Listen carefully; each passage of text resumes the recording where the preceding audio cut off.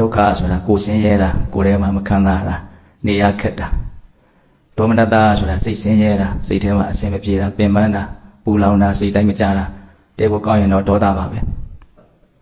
ဲညာတော့အဖြစ်ဒုက္ခဝေဒနာတွေဒုက္ခဆိုတာယောဂအမျိုးမျိုးကြောင့်ဒုက္ခဖြစ်တယ်ကိုယ်ရဲ့သွားတဲ့လာတဲ့အခါမှာအဆင်မပြေမှုကြောင့်လဲတာတွေကြာတာတွေအဲ့ဒါတွေကြောင့်အမျိုးမျိုးတိုက်မိခတ်မိပြီးတော့လည်းပဲဒုက္ခဝေဒနာတွေဖြစ်တယ်ယောဂဖြစ်ခြင်းရဲ့အကြောင်းရှင်းမျိုးဆိုပြီးမြတ်စွာဘုရားဟောထားတာထဲမှာအတိတ်ကံကတော့တစ်မျိုးအနေနဲ့ပဲပါတယ်ကျန်တာတွေကတော့ဒီကြီးဖောက်ပြန်လို့လေဖောက်ပြန်လို့တလိပ်ဖောက်ပြန်လို့ကိုယ့်ရဲ့မစင်မစင်လှုပ်ရက်တွေကြောင့်စားတာတောက်တာနေတာထိုင်တာပေါင်းတာတင်းတာအဲ့ဒါတွေအဆင်မပြေလို့ယောဂဖြစ်ကြတာအဲ့ဒါတချို့ကဒုက္ခဖြစ်ပြီးဆိုရင်အတိတ်ကငါဘယ်သူဘာတွေများလုပ်ခဲ့လို့လည်းမသိဘူးဆိုတဲ့အတိတ်အကြောင်းတစ်ခုတည်းကိုပဲအကြောင်းတရားလို့ထင်ကြတာအမှန်ကအဲ့လိုမဟုတ်ဘူးအတိတ်အကြောင်းကြောင့်ယောဂဖြစ်တာလည်းဖြစ်နိုင်တယ်ဒါပေမဲ့လို့ပစ္စုပန်ဒီဘဝအကြောင်းမျိုးမျိုးကြောင့်ယောဂဖြစ်တာလည်းဖြစ်နိုင်တယ်ဣဋ္ဌဓမ္မသုတ်တံမှာမြတ်စွာဘုရားကအတ္တပါယကာရီမသိတော်တာတွေကိ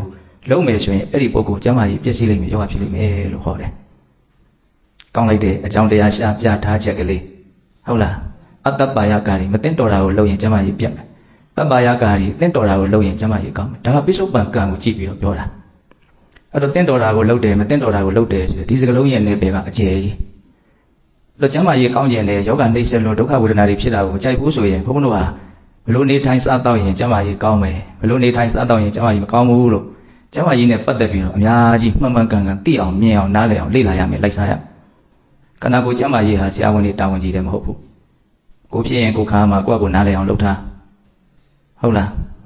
အဲ့တော့ပြောချင်တာကအမျိုးမျိုးသောအကြောင်းကြောင့်ဘုန်းဘုန်းတို့ခန္ဓာကိုယ်ကြီးဟ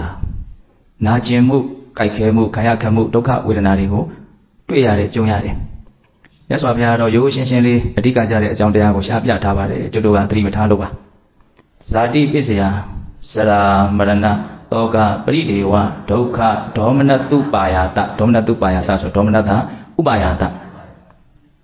လူရလို့ဖြစ်လာရင်တတ္တဝါရလို့မွေးဖွားလာပြီဆိုရင်ဇာတိရလို့ဖြစ်လာပြီဆိုရင်တရား9မျိုးဟာတေချာပေါက်ဆက်ပြီးတော့ဖြစ်ကိုဖြစ်လိမ့်မယ်တပြေးပြေးနဲ့အိုးဟောင်းသွားလိမ့်မယ်ဆရာ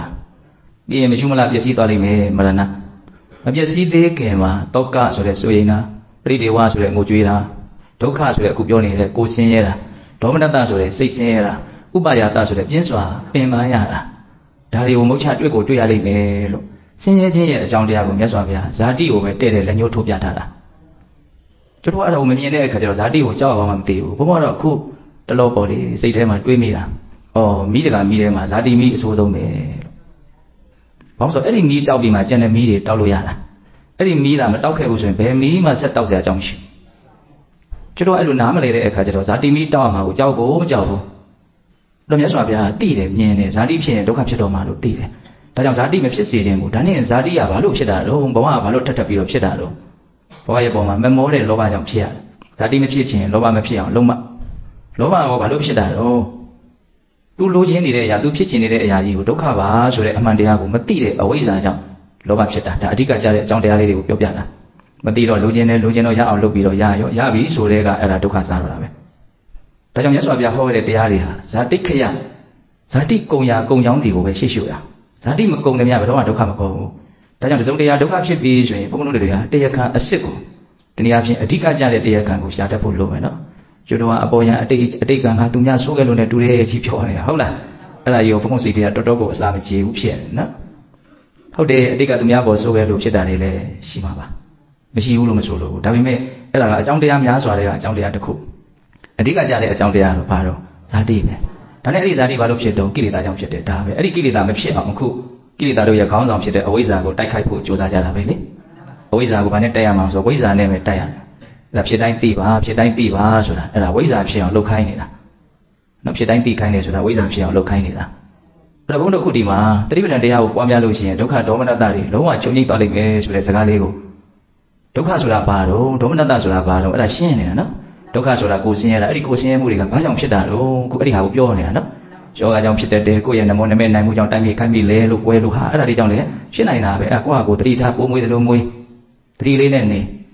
မထိန်နဲ့မကြောက်တဲ့မနေတဲ့မထိုင်တတ်ရင်အဲ့ဒါကိုယ်ပဲဒုက္ခရောက်ဟုတ်တယ်မဟုတ်လာ